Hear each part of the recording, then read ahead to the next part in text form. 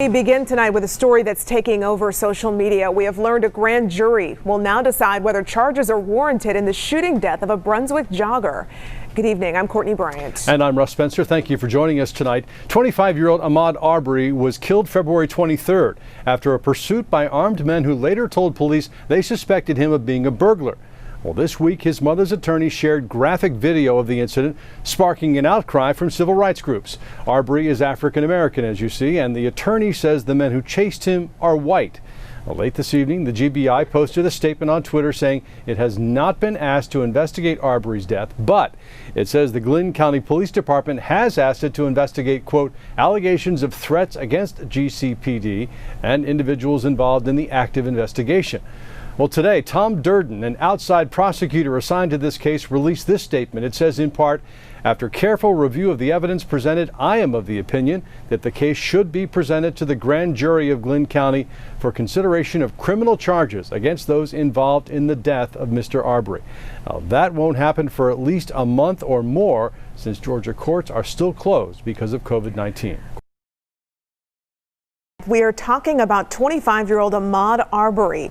His family says he was shot and killed while jogging in a Brunswick neighborhood. Many Georgians are outraged and made it known today by protesting at the state capitol. Arbery's death is also getting national attention. As Fox 5's Kerry Charles reports, the GBI is now involved. Cell phone video that many believe shows the final moments of Ahmaud Arbery's life is now being called into question. The 25-year-old gunned down near Brunswick in late February. Protesters took to the streets of Brunswick Tuesday after the video spread online this week. They are upset no arrests have been made. The GBI can only become involved in a matter when asked by the local authorities. The GBI director says that request came Tuesday night. We've now assigned this case to 3 of our experienced supervisory level agents.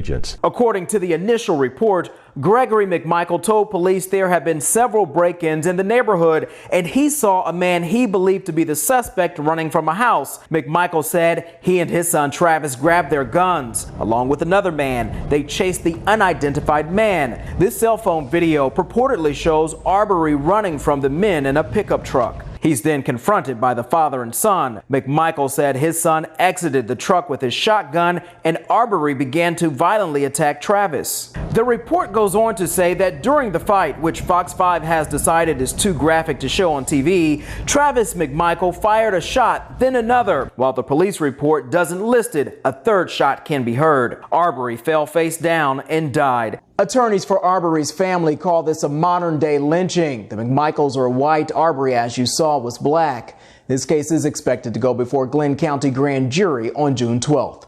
Kerry Charles, Fox 5 News. Right now.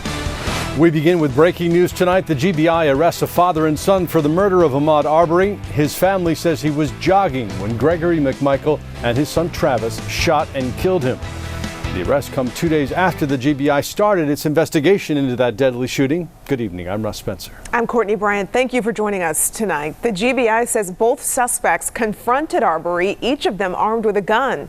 They say that's when Travis McMichael shot and killed the 25-year-old. Now, it happened back in February, but the killing didn't gain national attention until this week when a video surfaced of the murder. And today, Governor Brian Kemp addressed that. Earlier this week, I watched a video depicting Mr. Arbery's last moments alive. I can tell you it's absolutely horrific, and Georgians deserve answers. Now, after the arrest, Governor Kemp tweeted, I applaud GBI Director Vic Reynolds and his agents for their swift action. Justice will be served. Now, both men are charged with murder and aggravated assault. They will be booked into the Glynn County Jail. And tonight we are getting yet another piece of the investigation. We can now listen to part of the 911 call obtained by TMZ from that day. And you said someone's breaking into it right now? No, it's all open. It's under construction. And he's running right now. There he goes right now. The 911 caller's identity is not being released. Authorities in Brunswick say the 2 men who approached Arbery told police they thought he looked like a burglar from recent neighborhood break-ins. Fox 5's Alex Whitler joins us now live from GBI headquarters. Alex, you did some digging to find out just how many break-ins were actually reported there. That's right, Russ. I reached out to the Glynn County Police Department for a list of all home and car break-ins reported in the Satilla Shores neighborhood from December 2019 up until mid-March of this year. In all, there are 3, all of which were reported nearly 2 months before Arbery's death. Okay, what is he doing? He's running down the street. December 8th, 2019. More than 2 months before the jog that's jolted the country, a Satilla Shores neighbor reported rifles stolen from their unlocked car. Police list another reported theft December 28th. And January 1st, a neighbor, Travis James McMichael, filed a report of a firearm stolen from his truck. That's the most recent report of a Satilla Shores break-in Glynn County Police provided Fox 5. 53 days after that reported theft, Travis McMichael's name would show up on another police report as the man who shot and killed Ahmaud Arbery.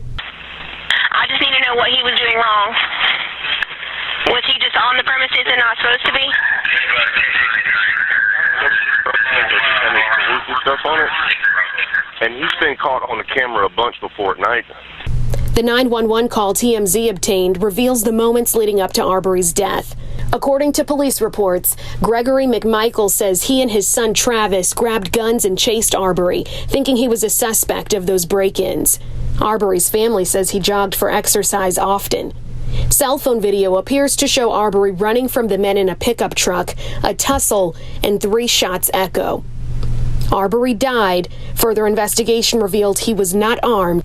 A total of 3 reported thefts, 2 in December, and the last one more than 7 weeks before the McMichaels approached Arbery, thinking he was behind them.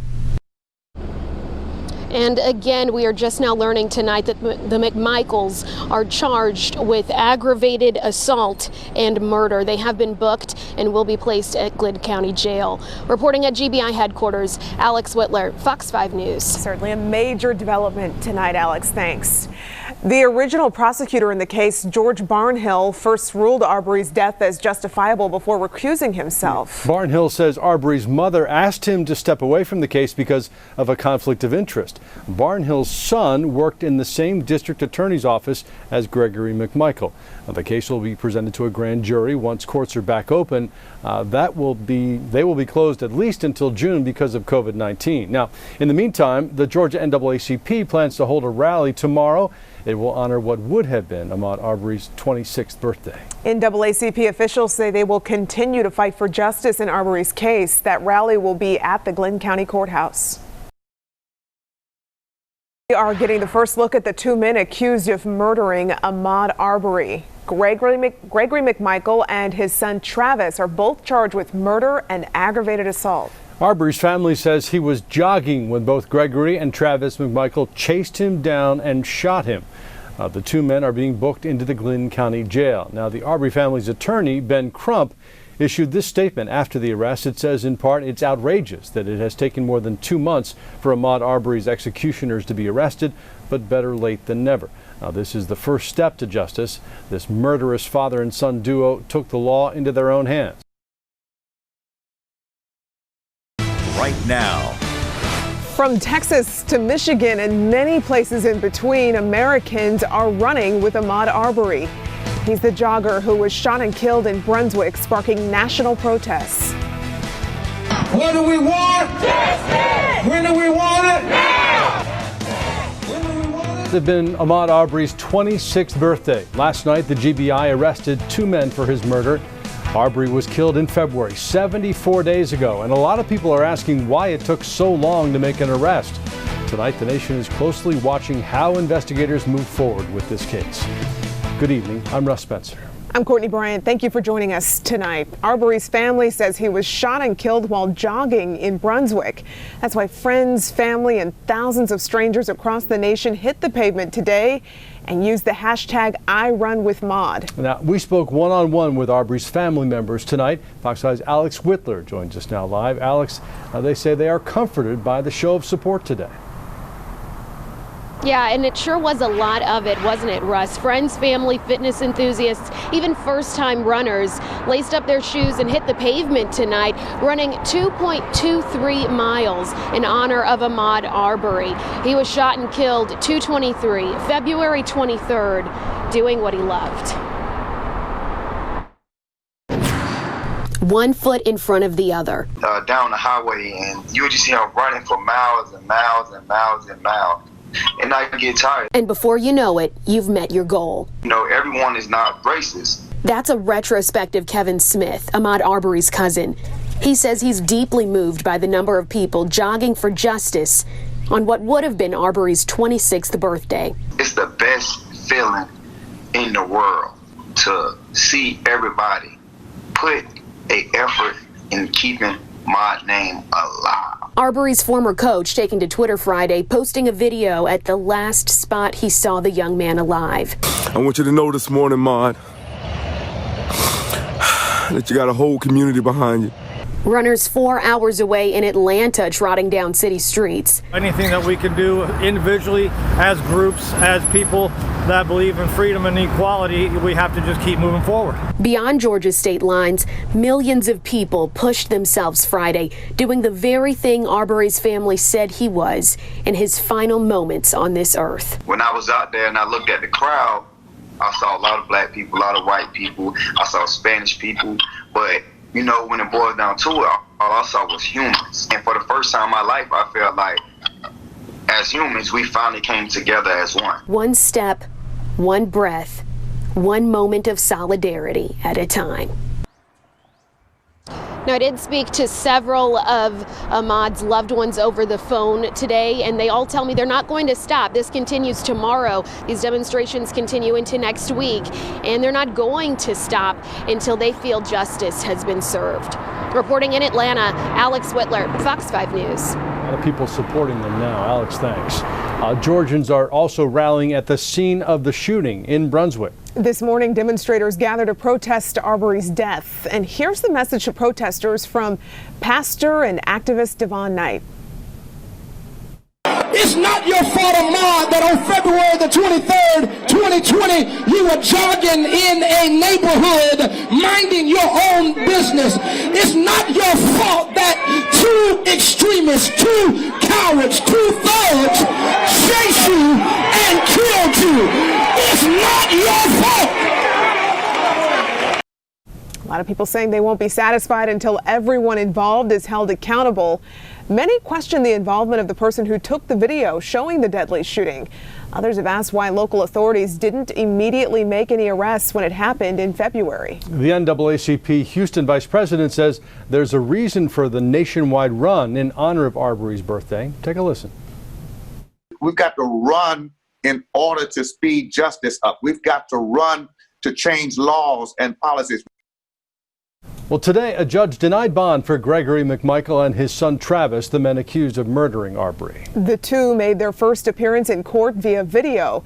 Authorities say Gregory told police they thought Arbery was a burglar in some recent break-ins. The GBI says there could be more arrests in the case. Both face murder and aggravated assault charges. Ahmaud Arbery is a name the nation now knows. That includes President Trump. During a phone interview with Fox and Friends, the president said Governor Kemp should consider getting involved in the case if justice is not served. He's going to be looking at it very strongly, and he's going to do what's right. But it's a heartbreaking thing. That was very rough stuff. The images of Ahmaud Arbery's last moments have sparked strong reaction across the country and dredged up memories of other shootings involving unarmed black men. Arbery's family says he was jogging when he was shot and killed. One woman from Texas says that specifically ignites a fear inside her.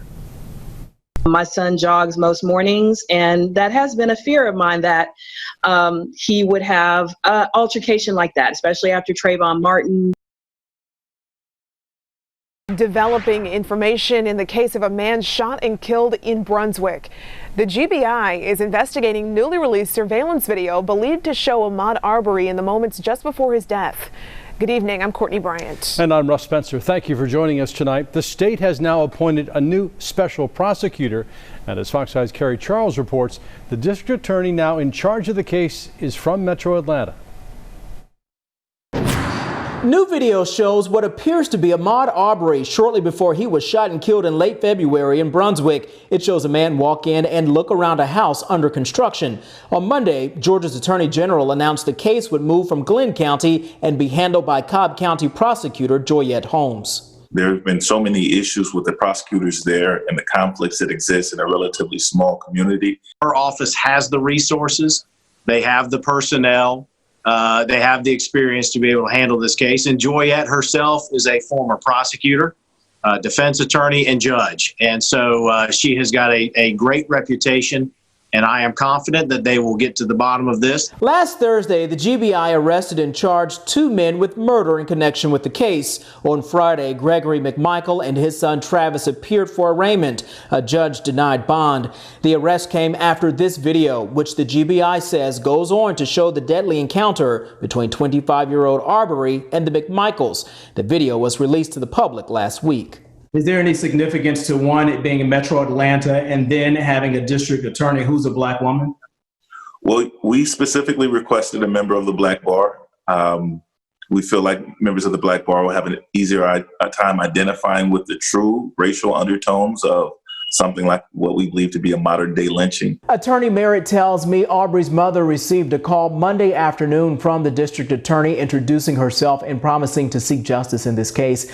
Now, during an afternoon news conference, President Trump mentioned this case. Hear his take and Attorney Merritt's reaction. That's coming up tonight at 11. Kerry Charles, Fox 5 News.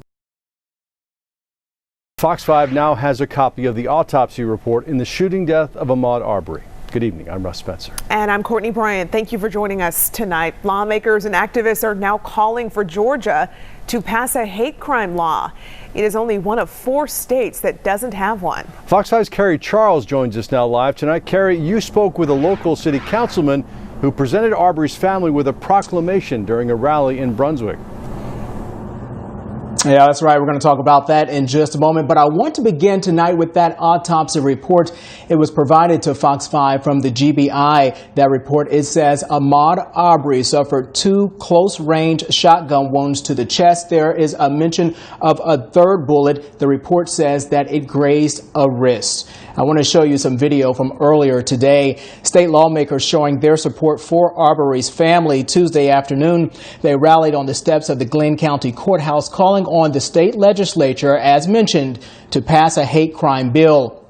Atlanta City Councilman Antonio Brown made the trip. He met with Arbery's family and presented a proclamation on behalf of the city. I spoke with the District 3 councilman earlier this afternoon. Why was it important for the city of Atlanta, the city council, to make this proclamation? Well, it was important for the city of Atlanta to stand united with the city of Brunswick to express not only our condolences, but that we're in this fight together.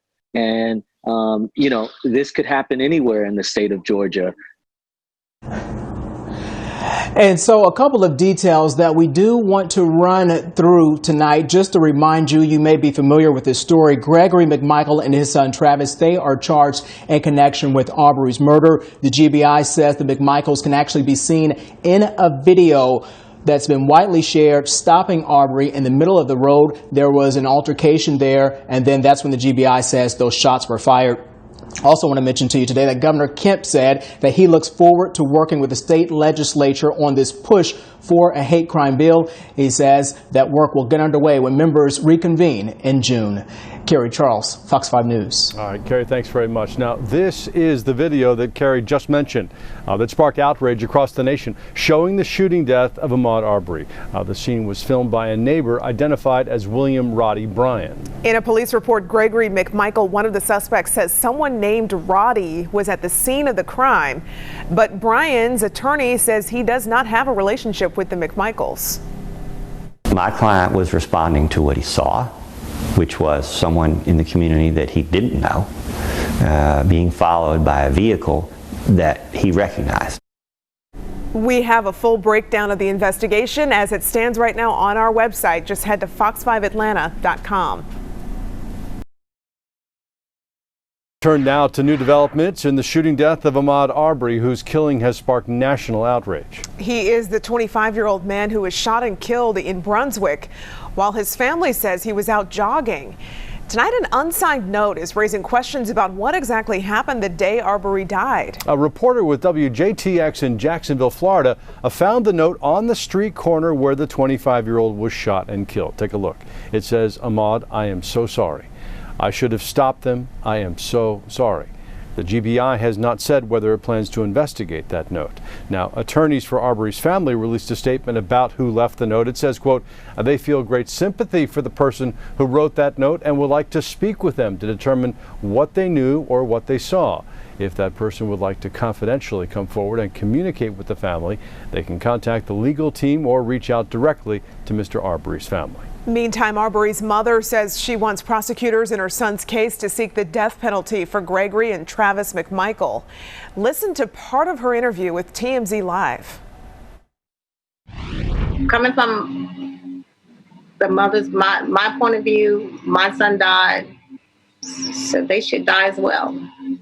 So you would not be opposed if the prosecutors went for the death penalty, you would not be opposed to that? I would totally agree with it. Arbery's mother goes on to say the new prosecutor in the case seems confident that her family will get justice for Arbery's death. And as the case goes on, the support for Arbery continues. Now, in Athens, a chalk artist created a mural in his memory. Marvella Castaneda says she wanted to shed light on the tragedy, hoping that awareness will at least begin to make a difference.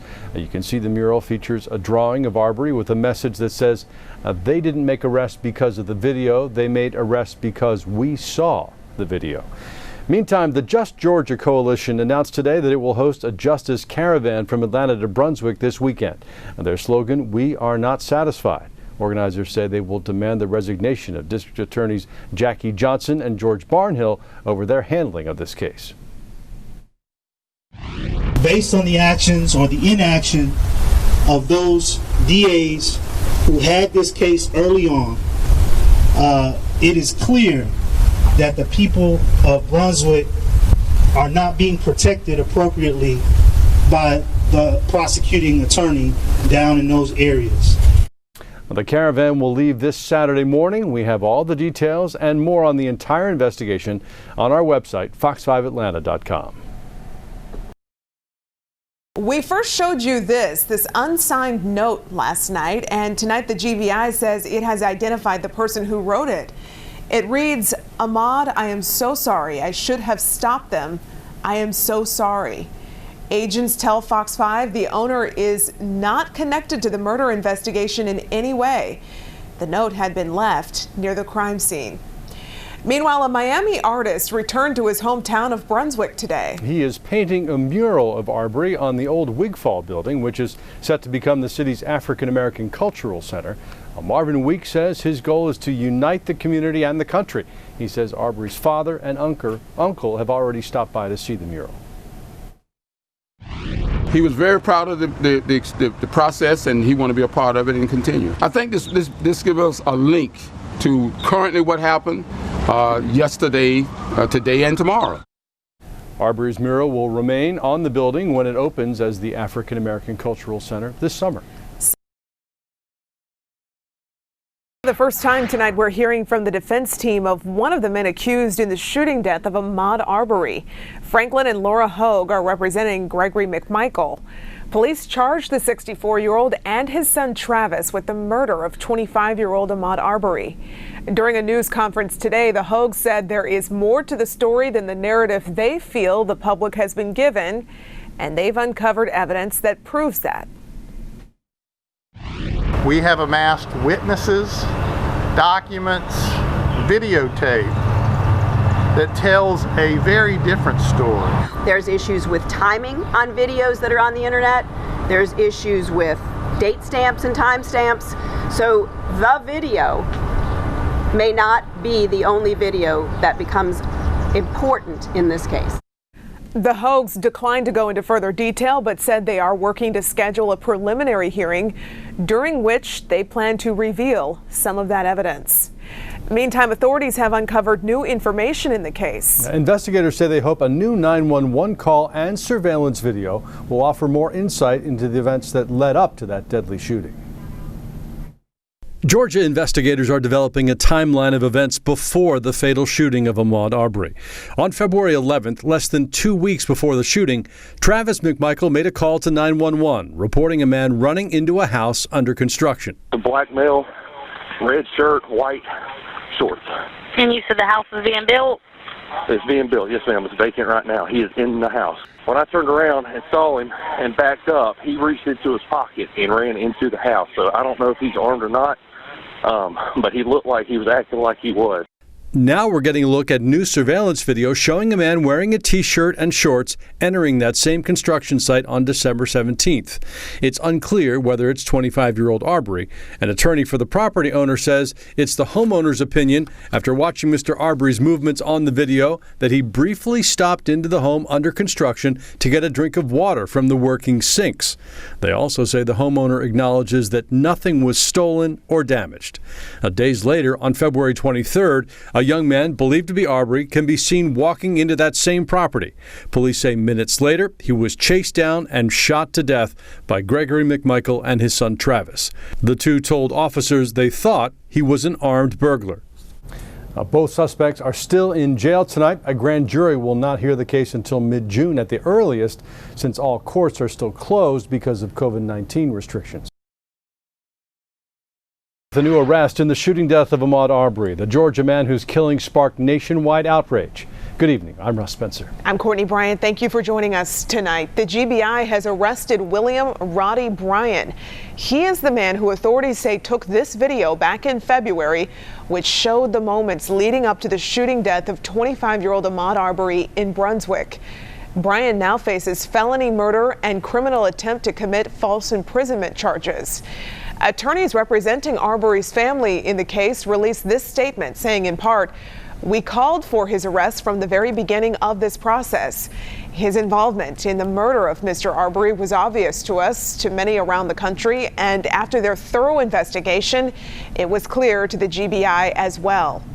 When Bryan's video surfaced on social media, Ahmaud Arbery became a name known across the nation. Now, his family claims he had been jogging through the neighborhood when police say Gregory and his son Travis McMichael shot and killed him. The McMichaels told police they thought that he was a burglary suspect.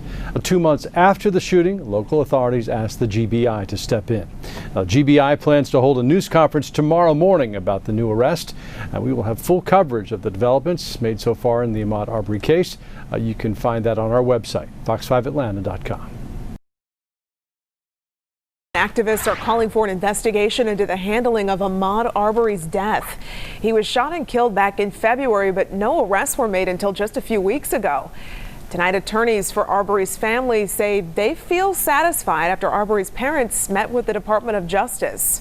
They released a statement that says the DOJ is, quote, investigating why it took so long to arrest the individuals responsible for Mr. Arbery's death. This would involve the consideration of both civil and criminal charges against state officials and other conspirators involved in the murder of Ahmaud Arbery.